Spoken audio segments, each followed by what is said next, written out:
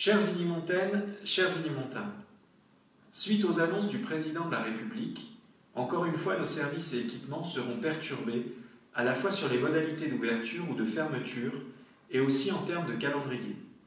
Pour vous aider à vous y retrouver, je vous invite à consulter le tableau de synthèse des équipements et activités en période de confinement du 2 avril au 2 mai sur notre site internet et réseaux sociaux. En résumé, le principe est le suivant. Assurer une solution d'accueil pour les enfants des publics prioritaires uniquement sur nos crèches et nos écoles. Poursuivre la formation en distanciel. Pour les autres équipements, je pense aux gymnases, centres aquatiques, maisons de quartier, ils seront fermés à partir du lundi 5 avril.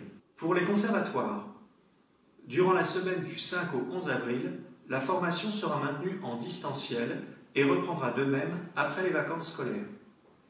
Resteront ouverts, mais sur rendez-vous, le pôle jeunesse, la mairie et la ludothèque, qui sera en format drive comme les médiathèques.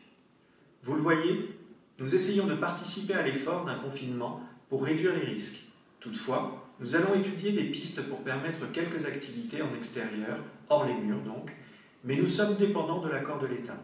Pour sortir de ce contexte sanitaire, la vaccination est la seule solution. Notre vaccinodrome est cité en exemple et nous approchons la barre des 30 000 doses et les Inimontains représentent à ce jour plus de 1600 vaccinations. La vaccination des plus de 70 ans se poursuit. Il reste encore une centaine de personnes en liste d'attente sur le listing du CCAS. L'élargissement aux plus de 60 ans sera actif à partir du 16 avril. Avec mes collègues maires de Saint-Quentin, nous nous mobilisons pour que les enseignants et toutes les personnes qui accueillent nos enfants dans nos écoles et nos crèches soient vaccinés au plus vite. J'y ajoute les personnels de sécurité, comme la police et les pompiers. Toutes les équipes de Saint-Quentin-en-Yvelines et des 12 villes sont mobilisées. Notre CCAS vous accompagne depuis plusieurs semaines et restera à votre écoute pour organiser au mieux la vaccination des Inimontains. Je les remercie pour leur engagement. Comme annoncé par le Président de la République, une ouverture des terrasses des restaurants s'envisage avant l'été, peut-être le 17 mai prochain. Nous avons pris contact avec chacun d'entre eux pour remettre en place le dispositif dès que possible. La ville reste attentive pour accompagner tous les commerçants. À ce titre, nous avons recensé ceux qui étaient éligibles à l'aide exceptionnelle du département qui apporte une aide financière. Près d'une trentaine de dossiers sont identifiés et nous passerons le 17 mai prochain en conseil la création de ce fonds de soutien.